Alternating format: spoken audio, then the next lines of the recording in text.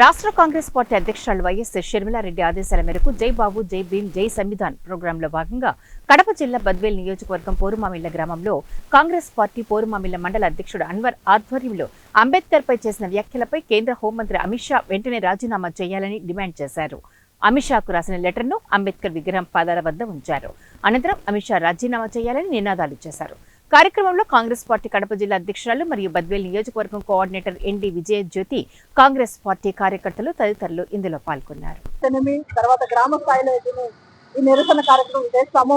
అందరికీ తెలిసిందే, మన గత నెల 17వ తేదీన పార్లమెంట్ లో అమిత్ షా గారు మన అంబేద్కర్ గారిని ఆయన చేసినటువంటి వారిపై చేసిన అనుచిత వ్యాఖ్యలకు మేము దానికి స్పందిస్తూ దానికి బాధపడుతూ కాంగ్రెస్ పార్టీ తరఫున మేమందరం ఈ నిరసన చేయడం జరుగుతా ఉంది. ఎందుకంటే ఈ భారత రాజ్యాంగాన్ని రాసి కుల మతాలకు అతీతంగా అందరికీ రాజ్యాంగ హక్కులను కల్పించి తర్వాత పేద బడుగు బలహీన వర్గాలన్నీ లేకుండా అందరికీ సమానంగా ఒక చట్టాన్ని రూపొందించినటువంటి అంబేద్కర్ గారిని వారు ఆ విధంగా మాట్లాడడం కరెక్ట్ ఏంటి కాదు.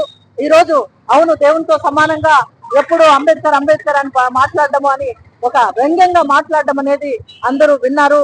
అవును, ఈ రాజ్యాంగాన్ని రాసి ప్రజలకు దేవుడు వచ్చి డైరెక్ట్ గా సేవ చేయడు, ప్రజల రూపంలోనే సేవ చేయిస్తాడు. ఆయన ఈ రకంగా మన భారతదేశానికి రాజ్యాంగం రాసి అందరితో కుల మతాలకు అతీతంగా అందరితో కొనియాడబడినటువంటి గొప్ప వ్యక్తి మహాత్మా గాంధీ. అటువంటి వారు ఎంతో అహింసావాదంతో ఈ భారతదేశానికి స్వాతంత్రం తెచ్చిపెట్టి ప్రజాస్వామ్య దేశంగా చేసినప్పుడు ఇటువంటి వ్యాఖ్యలు చేయడం కరెక్ట్ కాదు. బీజేపీ వారు దీన్ని సమర్థించడమే కాకుండా మోడీ గారు ఒక బీసీ కులంలో నుంచి వచ్చి